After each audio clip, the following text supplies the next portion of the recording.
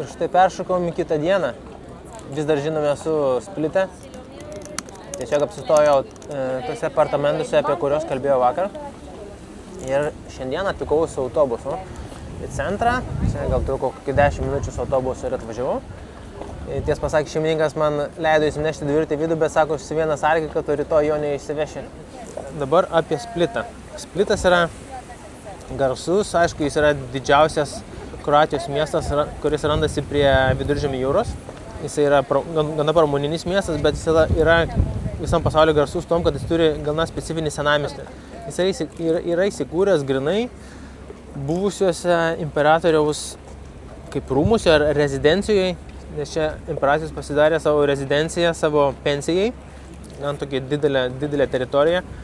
Ir po to ta teritorija nebuvo paversta ten kažkokių muziejų dar kažkom, o tiesiog buvo jo vidus buvo pristatytas ir ten išaugo senamiestis jo viduje, tai vaikštant po šitą senamiestį galim pamatyti ir tą romėnų istoriją tokią, tas senas sienas, erdves visokias ir naujus tos viduramžių pastatus ir Venecijos įtaką galim pamatyti. Tai dabar šiek tiek ir praseisim, bet dar iš pradžių nueisiu kavos atsigersim.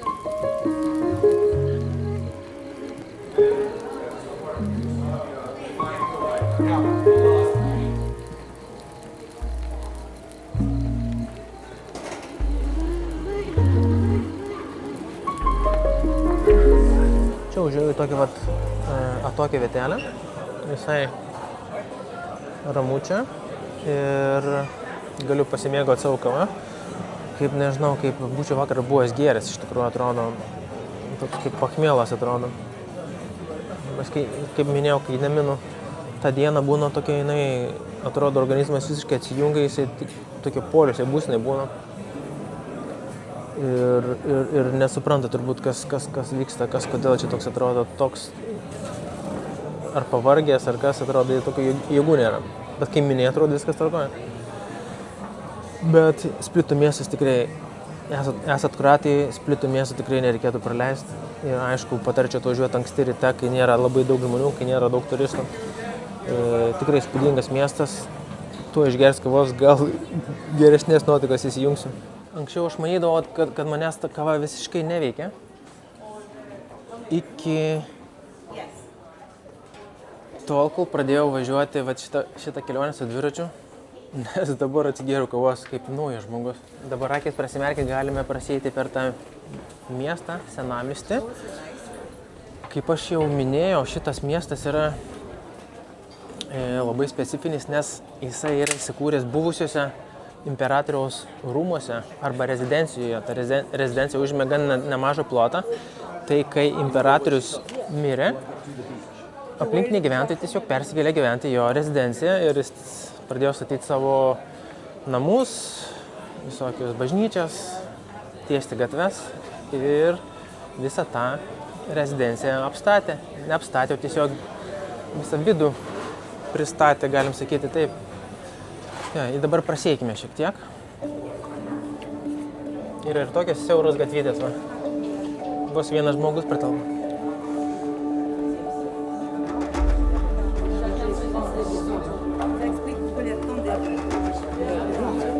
It's a powerful one.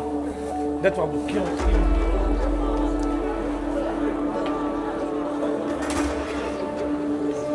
Ei pistä 2 yhtä vastaan.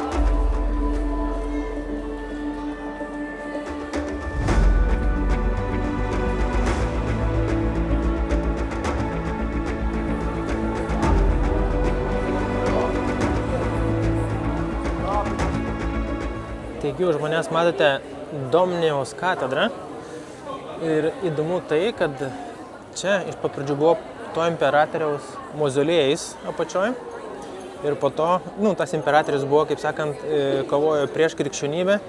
Kaip žinote, iš pat pradžių Romos imperija labai kovojo prieš krikščionybę ir šitas imperatorius buvo vienas iš tų griežčiausių. Ir likimo ironija, bet vietoj jo mauzoliejaus po to buvo pastatyta bažnyčia. Ir bažnyčios katedra, jinai atrodo dabar tokia, yra iškilus virš senamiesčio. Ir ten galima įeiti į vidų ir palipti dar į viršų. Aišku, reikės mokėti už užėjimą, tai aš dabar tai ir padarysiu, nueisiu, pažiūrėsiu, kaip viduje atrodo. Ir pasilipęs ant viršaus pažiūrėsiu iš viršaus, kaip tas visas miestelis ir apskritai Splitas kaip atrodo.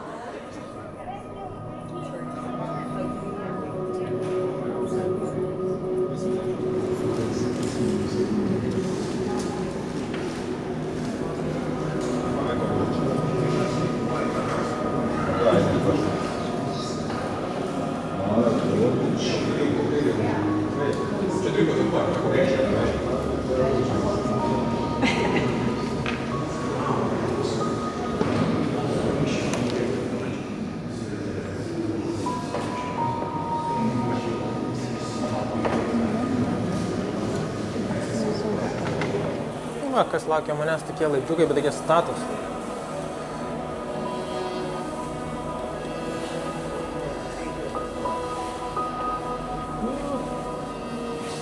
Tai va dabar lipsim, nežinau, kiek ten 100 kažkiek laiptukų. Čia kažkiek ir galvo kalė.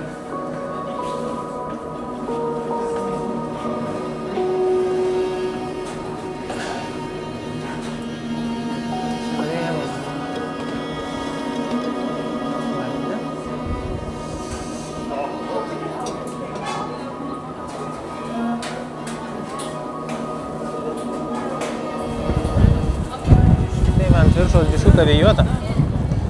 Kaip visą laiką pasilipinti tokį bokštą ir biškį nusivylė, nes čia viskas apsaugota. Biškį matosi kažkas, bet neprieisi, nepersisversi. Tai va, Splito miestas labai gražiai atrodo tie stogai Splito miesto.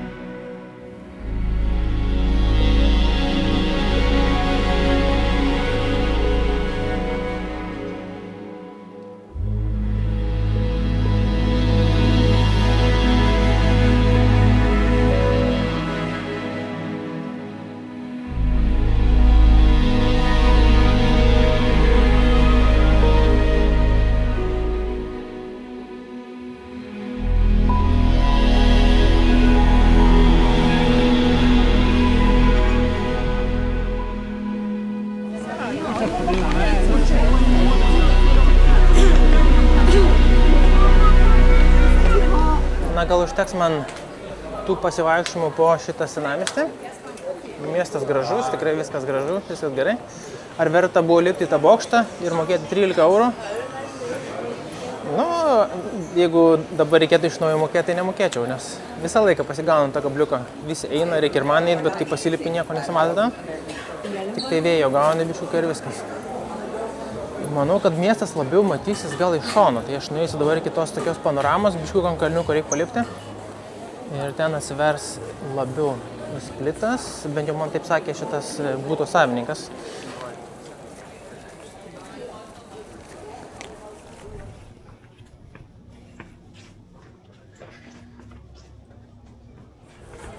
Ir po visai nesudėtingo tokio pasivaikščiojimo, tokio pakilimo, laiptukais, užlipovė apžvalgos aikštelę.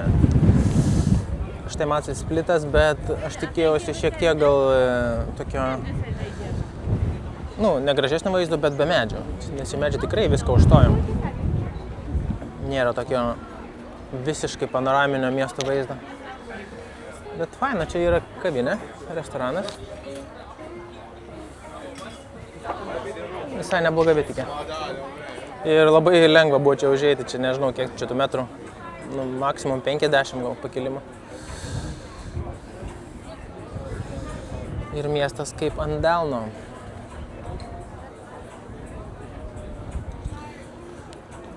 Tai va, viskas mano toks pasivaikščiojimas po Splitą kaip ir baigėsi šiandieną. Dar, aišku, čia daug yra ko pamatyti, bet man reikia ir pailsėti šiandien, tai važiuosiu atgal į savo kambariuką. Gal nusipirksiu kažką pavalgyti dar, kad turėčiau vakarui ir tiesiog ilsėsiuos. Tai mano tokia poilsinė šiandien diena ir turistinė diena pėsčiom po Splitą.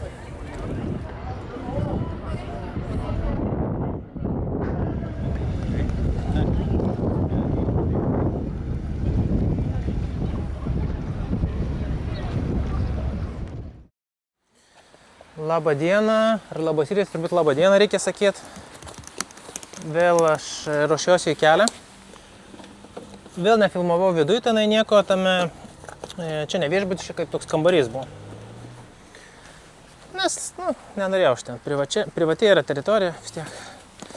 Nenorėjau klausti šeimininko, ar galiu filmuoti. Tiesiog paminėsiu, kad ten švaru, labai ramu buvo, labai tylu, jis pats taip ramiai gyvena. Vos neatrodo, ten ant piršto galiukų vaikšto turbūt. Ir kaip tyčia šiandien pradėjau lyt. Tik tai reikia išvažiuoti. Pradėjau lyt, tai jisai man leido, sakė, kiek nori, tiek būk. Sakė, gali ir visą dieną būt, bet pasipato atvažiuoju žmonės, ten aš ten virtuviai. Didelė ta virtuvė, ten yra tos vietos, bet reikia važiuoti, reikia judėti. Tuo labiau, kad dabar gal palinos ten porą valandų dabar, o po to jau viskas gerai. Jo, važiuojam per nelietų, bet tokia dulksna yra švelni. Bet šiaip nelyja. Galim važiuoti, bet kiek žiūrėjau, atšals, iki 13 laipsnių atšals. Tai reikės gal netgi kokios pirštinės dėtis. Kažkaip neįtikėtina. Dabar man rodas netgi šiuo metu Lietuvoje yra šilčiau negu šičia. Lietuvoje mažiau apie 20 laipsnių. Tas pelkės man nepatinka greit važiuoti. Nes aš neturiu purvasaugių. Kojas plaunu ir batus tiesiog savo su balom. Atvažiavau šičia. Šitą kavinukę gražią.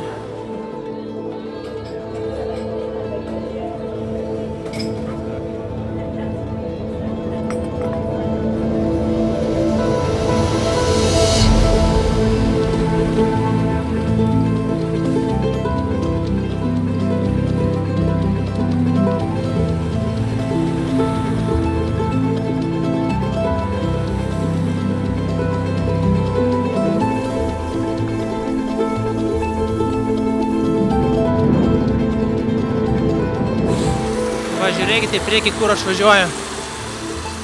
Tokie kalniukai apsiniaukia debesim. Ir kuo arčiau tų kalniukų dabar, tuo labiau lyja. Aišku, tie debesys ten kondensuojasi. Ir ten bus šlapia.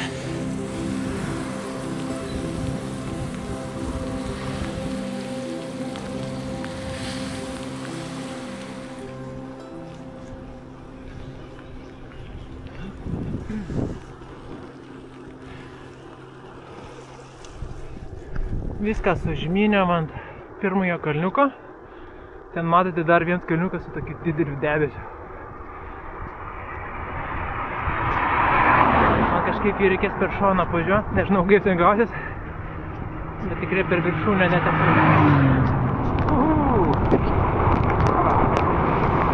Eina, sokį varą.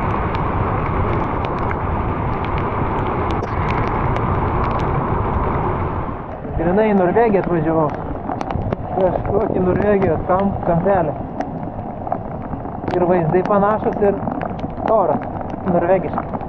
Norvegiška vasara čia yra.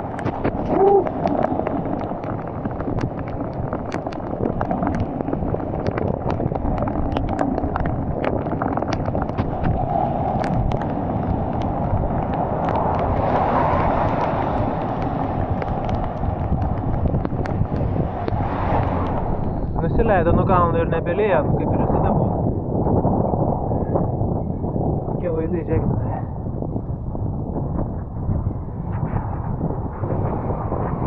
Orai šlapės, esu kaip nežinau, kaip būčiau iššokęs į vandenį.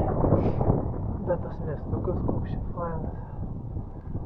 Gal man čia pasilikti, pernakvot, išsidžiovinti ir... Žiūrėkit, kaip čia gerai atrodo viskas.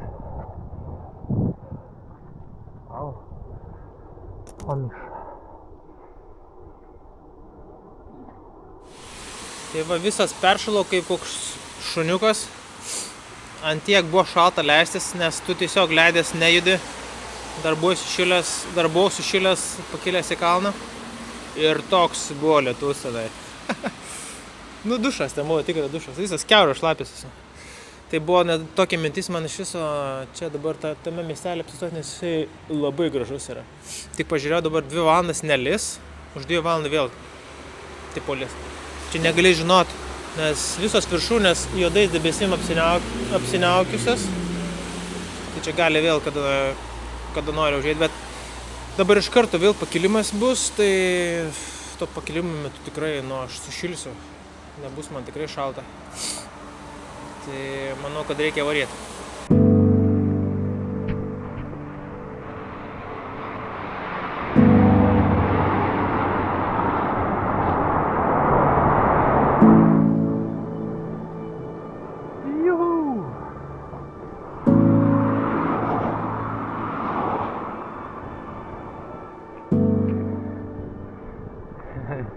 Šypsosi man žmonės, galvoja, čia tai kietas varas per lietų. Aš nesijaučiu, kad kietas, būčiau visas susitraukęs varu. Kaip koks žiurkėnas peršlapęs.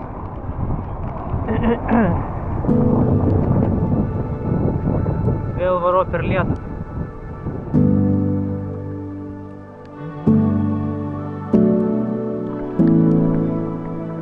Stumėme. Per šitą kalniuką kliučiau ruožą.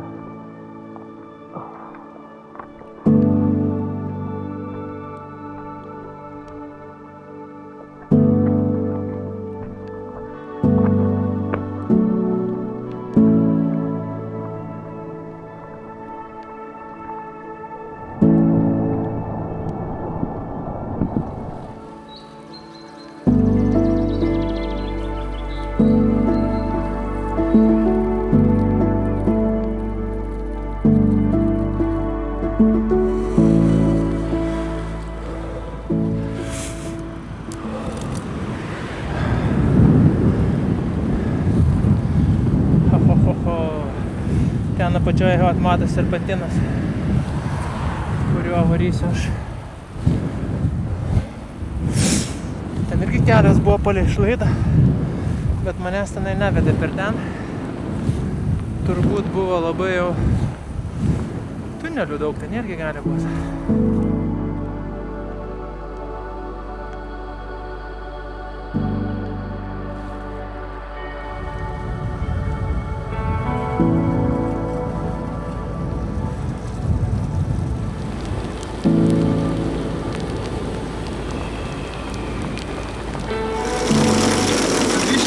Lietus.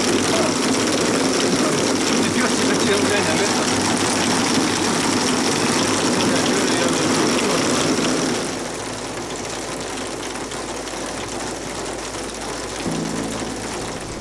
Nu, tęsiam kelionę, tęsiam. Pastoja biškių lyt varom. 5 kilometrukai. Eina saugai ir pelkės. Vėl užėjo lietus. Liko 500 metrų. Bet kai varis dar čia nuo stataus kalno nesinori lėk, nes ten po to, kai nuslysiu aš. Žiūrėkit, kaip čia darosi.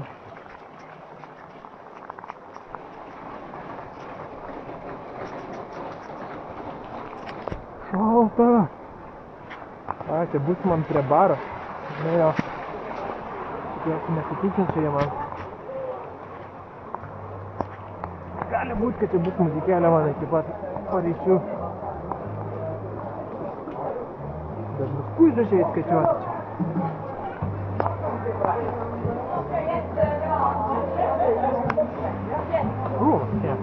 You need rest and place to dry. Yes. We will check you in 3 minutes. You can leave your bike somewhere there for a moment. Okay. Oi,